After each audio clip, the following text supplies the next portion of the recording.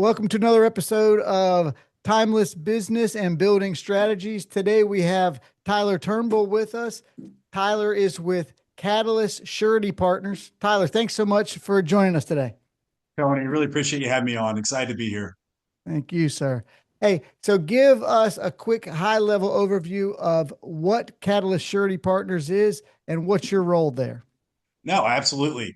Well, Catalyst Surety Partners, we're a boutique independent insurance agency, but we focus on one product, that's surety bonds, and more specifically, surety bonds for contractors. Tony, I know in your business and many other guests that you've had on are probably very familiar with a bid bond or performance bond or payment bond. We focus on helping contractors maximize their bonding capabilities. So, in my role is I'm one of the founders, a co-founder of Catalyst. I can give you a brief background on kind of our story and how I fell into this little niche business of surety bonds, if you'd like me to start there. Let's start first for anyone that is newer to understanding construction principles or to contracting. Explain, when do bid bonds come up? What are they? What are they used for? No, absolutely. A great place to start. So, bid bond is required on public projects are statutorily required above a certain contract amount. And the bid bond guarantees the contractor must qualify for it and provide it. And it guarantees to the owner, the entity that's bidding the project, and the contractor submits that bid bond with their bid package. And should that contractor be selected as a low bidder or the awarded contractor, if it's an RFP type process where it's not just simply low bid, that if they're awarded the project, they will enter into the contract and generally provide performance and payment bonds. And that's probably a great segment into what a segue rather into what performance and payment bonds are. All right, so low bidder, you get the contract, awesome, you sign it. Well, when you sign that contract, the public entity and bonds are also required on private work as well, but they're statutorily required in the public space, so it's very very commonplace there, right? Yes. Um, so all right, back to that example. Contractors awarded the contract, sign the contract, turn it in. They have to turn in performance and payment bonds. That what the performance bond does, it does exactly what it sounds like, right? It guarantees that the contractor is going to perform everything they've guaranteed to do in the contract to the owner. They're going to build it per spec. They're going to meet that timelines. They're going to perform what they have promised to do. Payment bond. Payment bond guarantees that they are going to pay all their subcontractors, suppliers, laborers, that everybody that touches foot on that job site is going to be fully paid. And at the overarching level, bonds are required to protect the public, if that makes sense. So, a governmental entity or a private entity that requires bonds, they want to sign a contract for, say, $1 million, right? Well, they Hmm. expect that contractor to perform the work for exactly that contract amount, not a dollar more unless there's change orders, right? And they're going to get what they paid for, and everybody that steps foot on the job has been paid, right? So it just guarantees that the entity requiring the bond is going to get exactly what they contracted for the price, and everybody that touches foot on the site is going to be made whole and paid. Fantastic. Thank you so much for that. And these are utilized every day on and they come into play on private projects, excuse me, once you get to a higher dollar amount. And a lot of times it would be the bank that's going to require that, or sometimes owners will want that just to make sure that their project is secure. If it's a bigger contract and they're not positive about the contractor, maybe they just want some security in the agreement. And so that gives them that. Now, I appreciate all of that, and that's a great explanation of that. Could you start now on your background? What got you into doing bonds and then creating this company? Yeah, well, much like most other people that have fallen or got into the surety industry, I didn't know what a surety bond was out of school, man. From Ohio originally, went to school at the Ohio State University, and get to Yes, senior that's where I year. went to school. I didn't know that. All right, go Yeah, Buckeyes. that's Yeah, right. it's football season again officially since we got bounced so quickly in the NCAA tournament. But so senior year Ohio State, thinking about going to law school, really um wanted to not be, a poor college kid anymore or more schooling. So I was a business major at Ohio State and started applying for jobs, normal time frame everybody does, and applied for this job at Travelers, one of the biggest sureties, the biggest surety in the country. Them and Liberty Mutual go back and forth every year. But I literally thought when I was applying for this job, I was applying for like an investment bond underwriting job. Had no idea, right? Literally no idea. And had a first interview, which I was actually late for because the office park was so big, and I was lost and all that. And still friends of the managing team that hired me, and they like to remind me that the only reason I actually got the job after the interview process was done is because the other person that made it to the final round had two big diamond stud earrings that they didn't think contractors would appreciate. So um, but no, I mean, unless you have a family member that's in construction or was in the surety business, it's such a niche little industry that no one's really heard of.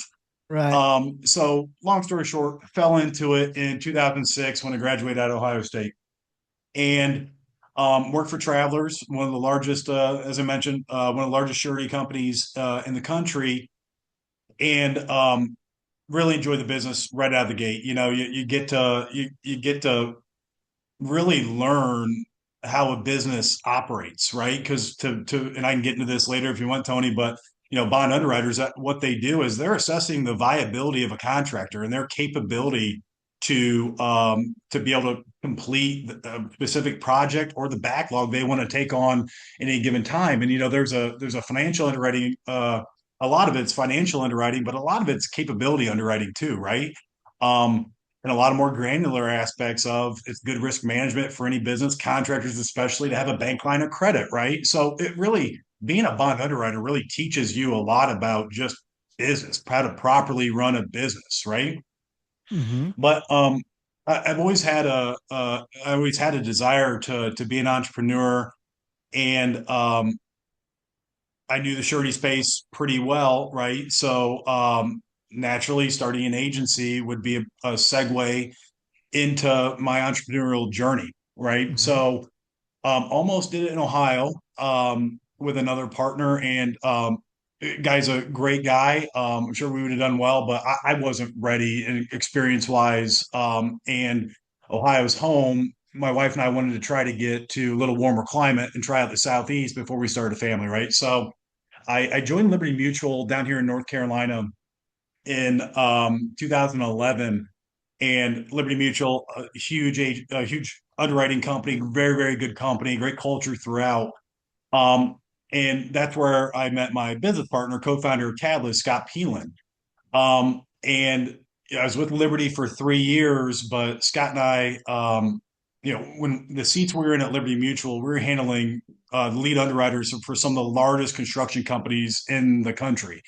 ENR top 25 contractors, which was fascinating and really, really cool to see, underwriting bonds at, in the billions, right? And very high profile projects.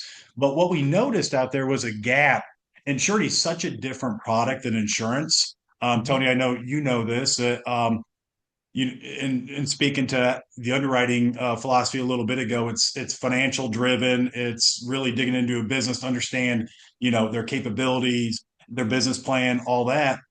But and insurance is more actuarially based, right?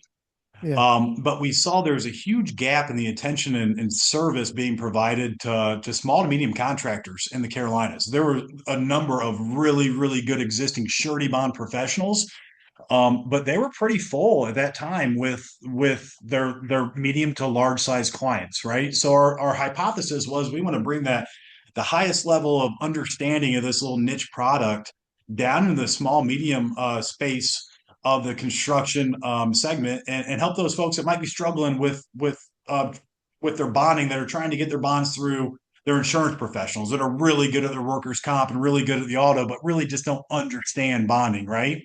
Yeah. So, fast forward 12 years. This July will represent 12 years of Catalyst being in business, and we've helped over. I haven't looked at the actual total for probably over a year, but we've helped over 750 different contractors across the Southeast improve their bonding capabilities. Wow.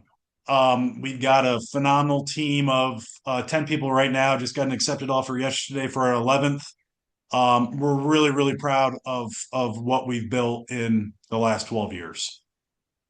Wow, that's an amazing story. So to back up just a little bit, and you walked us through, there's a bunch to take in on all of that. I want to learn first. So you, when you started at Travelers and then you switched over and moved down and then came to Liberty Mutual, which one of those two mammoth companies had better systems? Did they both have great systems? What did you learn as far as for you guys to open and operate your own business? Which one was more instrumental in that, and as far as systems and processes that got you and helped you for your side feel prepared to go and open your own business? It's a great question, and I would say I took tidbits from both. Right, they're fantastic companies, fantastic management teams. Both had good, great cultures. And really, what we took from there was a knowledge. Right, they did such a good job of teaching us how to underwrite, and through underwriting, again, you get to see every aspect of a contractor's operation when it comes to financial and risk management and project selection and planning, right? So just being a good underwriter also kind of just showed you some of the things that you needed to have a good business, right? And Mhm. how the best companies, because not every company gets a bond, right? Not every company can Right. qualify for a bond. You've got to be good at what you do and a low risk of failure to the surety, or else they're going to decline you, right? So took a lot from both of those companies, but I'd say it's more so the underwriting knowledge. That's really Mhm. what set us apart um, in the marketplace and allow Catalyst to become what it is. It's that deep understanding of how underwriters assess risk. And now that we're in the seat of, the agent, the broker, um, we excel because we meet the contractor where they are today, right? And maximize from one of our 30 plus surety underwriting markets that we work with and have a high degree of trust in. Um, our first job is to maximize what we can do for you today, right? Mhm. But where the rubber really meets the road and where we really excel is if that contractor has a growth plan, right? They need more bonding, and we need to wrap that growth plan in additional bonding support, right? We know exactly what steps they need to take to best present themselves to the surety to maximize that bonding, right? To Yeah. best position them to meet their business objectives. Fantastic. So that segues me into the next piece. So the I think that with any business to be successful, you have to have a good plan, and then as you start that business, the more you're able to niche down and dial in and create some separation from anyone else in a business, that's how you become successful. So what you guys had identified, you and Scott, before you went on your own was, there's a gap here in the smaller contractor and their bondability with I'm working for these very large companies doing billion-dollar bonds, but what about, million, $2 million projects? Those people probably were not high priority at this company, right? And then that leaves a gap. And so that you guys filled that gap. And I would say, not to just tout you, but even back when I began, which is in 2007, right? The first time I was really looking at some bondability was around when you were getting started, and I was getting referrals because there was such a lack of availability of someone to help. So you go to the insurance company, they don't really know what the heck they're doing. They're trying to give me some form. They don't even know how to fill the form to even get help. And then I was first introduced to you, And it was just like a warm, like because I, yeah, like anybody, I'm a contractor. And first time you're doing it, you don't even know what the heck you're doing. So, Tyler, what a great thing that you did for me when I started was you walked me through, well, you've got to do this. And, well, what do you need? And here's what you need to do. And you walk a general contractor through the steps, just like you said, of what do you need to do? And then, what's your limit? How do you get a better limit? How do you need to, set yourself up? These are the steps that you need to take. And then we got out of the public work while it was growing in private. And then since I've gone back, Tyler, you've been a great advocate for me growing my bonding capabilities. And could you dig in a little bit more on what that looks like? Because I think that is where the rubber meets the road on your guys' success. Now, I appreciate the kind words, Tony, and you've been fun to work with. Our process is pretty simple, right? In terms of we try to work with good people first and good contractors second. Does that make sense? Yes, sir. And we're never in a seat to tell. We'll never tell our clients of how to run their business, right? That's not our place. We're here to provide counsel and advice and guidance relative to bonding and anything else that they might want insight on from us, because we do see with our seat our clients. Let me clarify that while we started the company, the focus on small to medium sized contractors today that represents startups to companies doing hundreds of millions of dollars a year. So we've got capabilities to do a bond of literally any size in the marketplace with the our expertise and the relationships we have with markets. But it starts with good people, right? Doing the right thing, and um and then it's just doing, obviously we know our stuff really really well, right? We know the underwriting, the bond underwriting process really well, so we pre-underwrite everything internally before we even go to the surety. So I might get your financials in, Tony, and um, go back to when we first started working together, right? Like I might get it in and like I'll come to you and ask the two or three questions that I know they're going to have a question on when I see the financials and get out in front of it. So that allows us to best position your company when we go to market by proactively answering the financial questions they're going to have by looking at your financial statements, right? But then it's also articulating the plan, right? We want to get to know our contractors and again meet them where they are, but understand where they want to go. And that's really critical to us, not only to provide guidance to our clients in terms of how we can uh, best support them with bonding to get there, but also to articulate that properly to our underwriting partners. And I think, and I don't know if it necessarily sets us apart. We've always endeavored to do the simple things better, if that makes sense. Mm-hmm. Um, and what that means to us is well, really, staying true to our core values, and the first one of those is integrity, right? A Mm-hmm. lot of folks out there will tell clients, I don't care if it's surety, insurance, or what business, what they want to hear. We're going to tell you what you need to hear. We're going to tell you the truth. We're not going to beat around the bush and delay giving you news you don't want to hear. We just deal transparently, right? um, and I know I'm kind of rambling now, but it really comes down to expertise, doing the little things better, um, and doing business with good people. Yeah. That's awesome, and I appreciate everything you're saying there. That is great. What I'd like to do now is kind of, I think we have a good understanding on a high level of bonding and surety. Now let's dig in a little bit on business and how you guys have become successful and been in business this long and grown to what you just said, to doing contractors that do hundreds of millions of dollars of construction projects per year, right? So walk us back to you and Scott making your decision, and kind of walk us through your startup. What did that look like? How slow did you grow? What were your struggles initially? And kind of give us a quick overview of your start time, and then we'll work to where you are now. Yeah. So started in July 2014, and we created the brand, rented a really I don't know Was how to it was phrase it this. both? Was it the first time both of you had ever created a Oh yeah. business?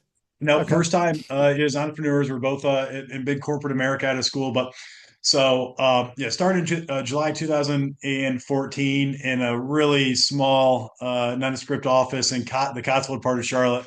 we bought our office furniture in our little two-room office for a sum total of $20 off Craigslist. My business partner Scott was a big spender. I got mine for free from just picking it up, and Scott, had to spend all this money, $20 on our first office, Right. and our waiting room. We didn't have a waiting room. We had two offices, one for each of us. It was small, and the air conditioning didn't work. Right. And our if we ever had a visitor, we wouldn't let anybody in our house. We'd go meet them for coffee. But if someone did come in, we had like those camping chairs for people to meet us in, right? But I'll say this. I mean, just doing out of the gate, we took the same philosophy of chasing good people versus chasing revenue, right? If you do right by people and you're working with the right people, the money will take care of itself. And we had the patience at the beginning, which is hard, don't get me wrong, Mhm. to take that model, but that allowed us to get a great deal of trust in the underwriting markets. Kind of the antithesis of some of the big brokers out there, and not all.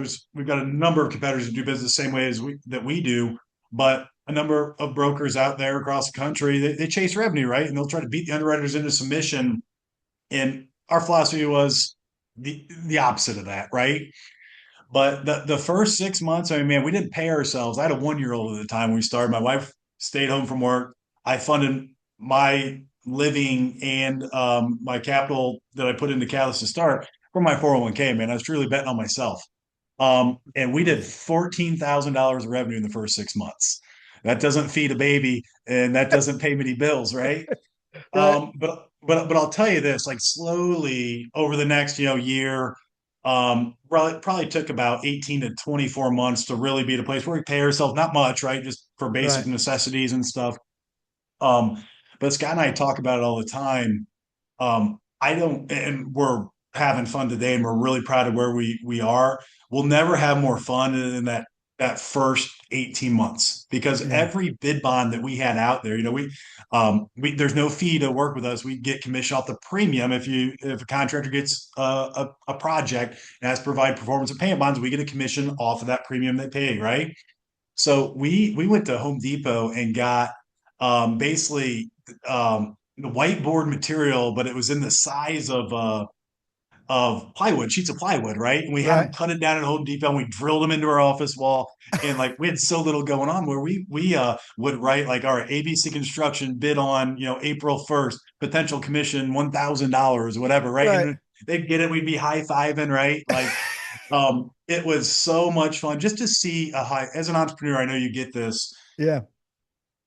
to see a hypothesis paired with a tremendous amount of effort, paired with a tremendous amount of integrity and trying to do things the right way, to see it come to fruition.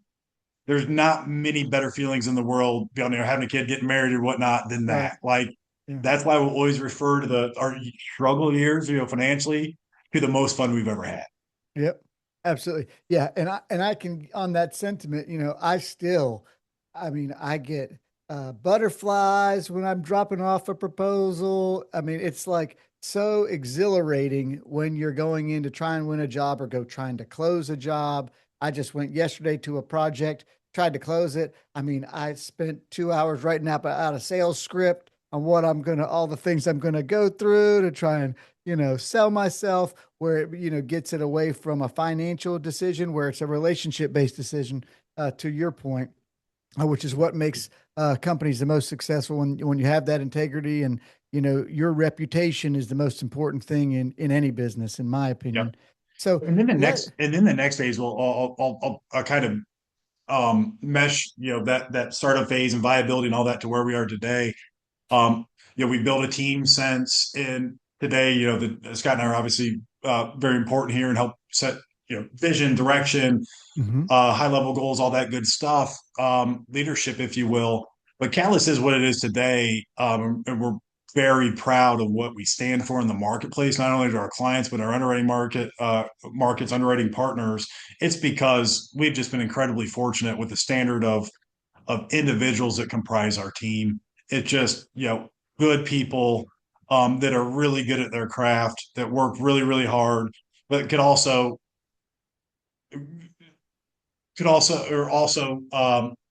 enjoy each other's company. Like our culture is really really unique, and we protect that culture at all costs. We know we have something special there. I love to hear that. So, real quick before we go out, where I know we've got the bonding now at this point. You guys do it. Is it just throughout the whole Southeast? I think you go out to Texas, and how far north do you go? So if anybody listening is looking for a bond, like what all areas do you cover? Yeah, so we have clients all throughout the Southeast. I was just in DC earlier this week. I've got a civil federal contractor up there. I've handled for 10 years. Really, really phenomenal business they've built up there. My business partner is in Tennessee last week. So for years we were Carolina centric. But that said, we were referred into other clients. Word spread into other parts of the country um, about us, our approach, our capabilities. So we've always had clients in Florida, Texas, Tennessee, DC, Virginia, you name it, right? Um, but over the past couple years, we've also started prospecting a little bit in outside the Carolinas. The technology's made the world a little bit smaller. And our three other folks on our sales team, beyond me and Scott, they're happy to get on a plane, get in the car for a long car ride. Um, so yeah, I would say right now it's really eastern half of the United States. Awesome. That's great. Okay, so let's go through this. So now the success of you and Scott with any partnership, I always look at it as, each of you have to add a certain value and it hopefully is different values, right? So for that to create synergy and alignment for success. So if you were to define what's the top value you bring or where you sit, what type of a seat you sit in versus what Scott sits in, could you give us that information? Yeah, I mean, we divide and conquer. It's a true partnership in every sense of the word, and we complement each other very, very well. Um, Anything strategic, we're coming together and grinding on and figuring out collectively any big decision, and even the more granular items. But day to day, you got to divide and conquer once the business gets to a certain point, just from a time management perspective, right? If we're effectively going to do um, everything well and continue to position ourselves for growth, we have to have our own, kind of areas of focus and then come together for anything big, right? Yeah. So my day to day is um, people side, culture, um, HR, all that fun stuff. Legal comes to Hmm. me. Scott runs our data and looks for trends in our data, runs our books. So that's from a high level, and that's where we complement each other well. We think about things differently. We approach things where I'll come in as maybe pie in the sky and too high level, and Scott will be grounded, more so in the granular details and tell me I'm an idiot. And Uh-huh. but that said, given just our natural tendencies of how we approach something, Right. when we come together, we get to the right spot. And if we were the same person, in terms of that approach, it it wouldn't work as well as it has. That's great. So yeah. So I don't know if we didn't get into this. Do you guys operate under EOS or any type of specific operating system? Because based on what you're telling me, you sound like you're more the visionary. He's more of like an integrator type. Do you ever aspire to any of those type of I things? wouldn't say that. No, we both are visionaries together, if you will. It's Okay. just more so anything big strategic that we're looking to do. It's a collective conversation. It's more so um, and then implementation too. If it's data driven or tech driven, he'll be spearheading that. If it's people driven or culture driven, I'll be spearheading that. So it's really truly unique in the sense of like um, it is a true partnership, and Oh, I we believe that. yeah. So that sound, but I would say that sounds like a visionary and an integrator. That's we me, don't but we that's don't me. no no we don't. I wouldn't call myself visionary by any sense of the imagination. And no, it's worked really So really well. And does he like to do selling? oh yeah, no, we both have our own book of clients and sales responsibilities as well. So that's why it's unique to be good at not only running a business like this, but Yeah, to be good at what we do for our clients. There's a sales component, right? But also a yeah, technical know-how component as well. So we truly, in every day of knowing the underwriting, maybe I'm better high level in yeah, terms of management responsibilities and in the weeds, but I've got to also be good at the granular stuff, or else I couldn't underwrite your bonds well, Tony. yeah. Right? And then same for him. He's got to be That's a good underwriter and good at the sales side. So truthfully, like we have to both be good at A lot of both different things. functions. Yeah, So tell me it's now, unique. so we've got a team of 10 going on 11. So kind of what is your business structure? Could you kind of give us a high level of that? Yeah. So we've got, a sales team and an operations service team, right? And it's a clear, and we obviously we do come together and effectively operate as a team overall. But the core aspects of the business is we've got to have, um, a team of agents, on the sales team that know the underwriting very, very well, right? In order to properly position their clients with underwriters to negotiate and then maintain the bonding programs for their clients, right? Mhm. But then, all right, well, cool. Sales team is not done. The job's never done. But all right, we've got this new client and they're set up on this program, and we've done a great job on the production side, on the sales side. Well, that's just half the battle. Now we've got to provide great service, right? Yep. So the service team handles, everything behind the scenes in terms of getting bonds approved, documenting files, issuing our physical product, which is a piece of paper, and they both have to operate at a very high level for it to work as well as it does.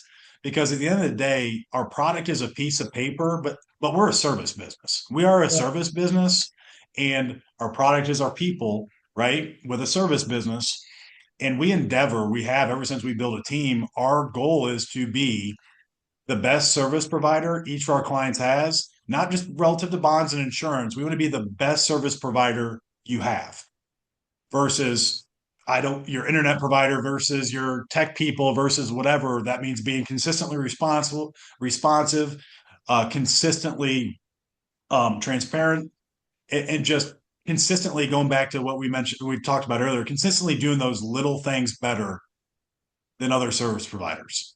So, and how it operates, the sales team report up to me and Scott. And then we have two operations team leads on the service team, the operations team that have oversight over the service side of our business. They're both 30 plus years of experience in the surety business, have been with us for 7 and 8 years, I think 7 and 9 years. I should know this. We just had anniversaries.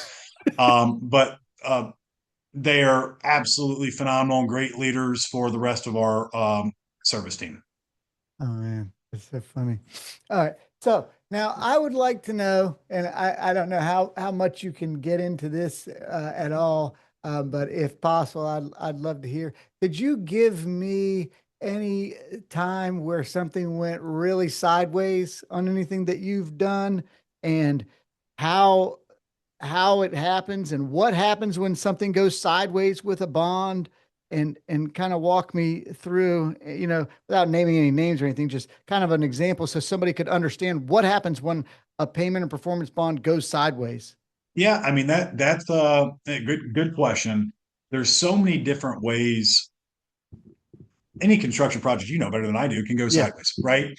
But yeah, where a bonded project really goes sideways is when there's a claim, right? And that could be a performance bond claim or a payment bond claim for a job ongoing that's bonded, right? Performance bond claim, and our track record is, knock on wood, pretty remarkable given how much premium that our sureties have written through our Mhm. agency compared to their loss ratio. Our loss ratio is very, very low, and we're proud of that. That's tying back to endeavoring to do business with the right people, right? Right. But it's construction, things happen. In the most common, I guess, situations where we're seeing losses, it can be tied back. A couple have been on the private side, and it's been owner driven, difficult owner, difficult GC. Uh, Where our contractor, and again, I'm not an attorney, but right. per what we were told and what the claims folks were told, they were performing in line with expectations and all that good stuff. But they got crossways with an owner or GC, and things got sideways, and they got sideways quick, right? Um, So more that's of the like most a legal dispute, and then so then some dispute, and then it turns into the owner calling a performance bond on them type of situation. exactly, exactly. And then payment bond disputes, they largely come the valid payment bond disputes, that's a function of financial wherewithal, right? A contractor gets in a bad spot from a liquidity perspective and can't pay their bills. So that's purely financial driven and the contractor's inability to pay their subs and suppliers. So So once something like that is triggered and someone, so an owner calls for this circumstance we're talking about, they're in quasi dispute, right? And so the owner's calling on the payment. What happens? What are the steps? And does the project continue or they stop? And does it become a does the payment and performance bond go into a legal box where it's going into the dispute and arbitration and all of that? How does that work? great question. It all comes down to the bond forms and the contract. The bond forms will lay out the remedies for the surety in the event of a performance bond claim situation, right? So it's very important to understand your bond forms, especially if you're on a private project or if you're a subcontractor. Um, and sureties do a very good job generally of reviewing the bond forms because yes, they're providing on behalf of the contractor, but in theory, they're stepping in the shoes of the contractor if things go haywire, right? So Hmm. sureties generally catch anything very, very bad that might be in a bond form and ask for it to be changed, or in the contract because the bond actually attached to the contract, right? Hmm. So use your surety partners as a resource there, contractors that might be listening to this for a review of contracts, bond forms, and all that good stuff. But the remedies under a performance bond are, again, dictated by the language of the performance bond form. Generally, the surety has three options. If the contractor's terminated, defaulted, path of no return with the owner, right? Hmm. Generally, the surety can step in the shoes of the contractor and find a replacement contractor, right? But the surety is going to take on the additional costs. They could if it's really bad. Oh well, let me get to the other one first. They could, if the owner is amenable, and again, not an attorney, but they could also step into the shoes of the contractor and bring the same contractor back in potentially. Then Oh, the last option is, and that's a function of the contract and law and the relationship with the owner at that time, right? right. Or they could just stroke a check for the full amount of the performance bond. Generally, that only happens if somebody misbid a project considerably. It takes them out of business, and the surety's cost to finish the project is going to be well in excess of the penal sum of that bond amount, right? So those are the three remedies generally. But if a surety does pay out on your behalf, know that surety, different than insurance, sureties require indemnity agreements, right? Insurance, you get an offender bender and your insurer pays out on your behalf, right? They're Hmm. making you whole and they're not expecting you to repay them, right? Your rates might go up a little bit the following year, but you don't have to indemnify. With Right. surety, indemnity agreement in place for every contractor where the surety is expecting to be made whole for any dollar they pay out on your behalf. And that requires corporate indemnification, personal indemnification most of the time. Um, so there are repercussions, big repercussions, if there is a valid claim that's paid out by the surety, and if that bond claim is not repaid, your ability, not only your company but your individual ability as the owner of that business to get bonded in the future is next to impossible. It's extremely good information to completely understand. So another thing, so this is the performance side of it, and that's critical. Another thing that I've encountered quite frequently as a contractor is um, when you have a bond and then you have subcontractors that don't have a bond and you're guaranteed to pay, they if they don't have a bond, they're not guaranteed to pay their vendors, suppliers. So they can sign a full lien release, and you as the contractor come in, you've paid everybody, you've got your lien release, everything looks great, closed out a job. 2 months later, you got a vendor calling you and saying, "Hey, uh, we just want to let you know we're leaning this project because we never got paid." Even So, That's could you explain then as a contractor? So I've got this payment and performance bond. Um, and so I am guaranteeing to do all this, right? And then you do all the right things. So what I walk through, tell me what do we besides getting that bond? What should you do with these subs as you're getting into larger projects? I mean, I'm glad you brought that up. We work with a lot of growing contractors, a lot, and that's the most fun for us. And don't get me wrong, if you're doing $50 million now and want to stay there forever, cool. We appreciate your business, but as an entrepreneur, like I love the growth phase, and I love seeing contractors succeed and being a small part of that as they grow, right? But Hmm. with that, we get to see a lot of the good and the bad and the ugly, not only as contractors grow, but just how they operate, right? And there's a few really key areas um, that I would argue the owner has to maintain at least a visibility in or a say in as the company scales. You lose span of control as you scale, right? Naturally, you need more people, and you need to rely on people to do core tasks, right? Right. But sub risk management is one of the areas that the owner has to have a voice in, right? No matter how good your people are and how much you trust them, because improper subcontractor selection or risk management is one of the key aspects that can take your business down, right? Or make it hurt very badly.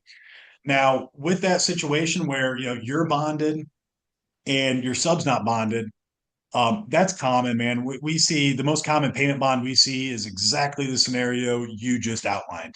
You pay your sub, they don't remit payment downstream, and months later you get this surprise payment bond claim from a fourth tier sub you've never heard of, right? Right. Um, first, first sub risk management starts with sub selection, right? How robust is your pre-qual process? What does that entail? How familiar are you with this sub? Then it comes down to your subcontract. You need to have, as you scale, it'll be some of the best money you've ever spent.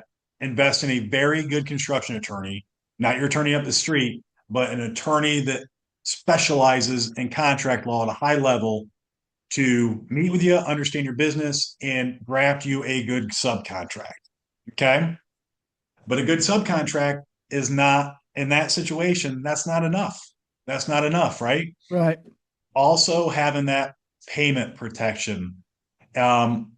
Bonding back subs, we would recommend it. Now, does it make sense to bond back every one of your subs? No. Critical path subs, large subs, new subs to you, yes, right? Or some other, joint check mechanism or whatnot. So, even again, more of the story, sub risk management, the owner always to do it best and to insulate yourself from an Armageddon situation as you scale, the owner's got to have visibility and to say in sub risk management, a great pre-qual process, a rock solid subcontract, but also proper risk transfer in terms of a financial mechanism via bond, via joint check, or whatnot.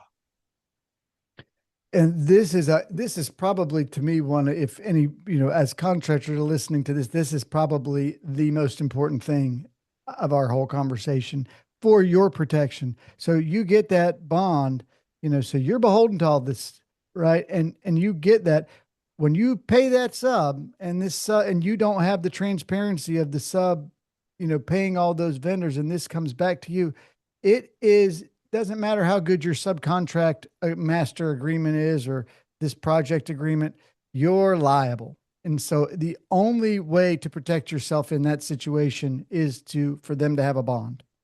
That's really it. Yep. Otherwise, you know, you're playing Monday morning quarterback and you've got to pay that money. If you can get the sub to somehow pay you back, great. But you Yep. know, doing your due diligence up front is extremely important. Understanding the financial viability of this subcontractor is just the biggest job the subcontractor's ever done. Does he have the manpower to perform this project? Getting all that information is a lot easier on the front side than trying to figure out how to get your way out of, $100,000 invoice from a vendor on the backside. Yep. Absolutely. So again, back to key point of that, invest in a good construction attorney as well, not only for that subcontract, but also understanding on a private job how many layers do we need lien releases, right? Like all that stuff. Try to have a standardized process that is rock solid that insulates you as much as possible beyond getting a bond from those subs. Awesome.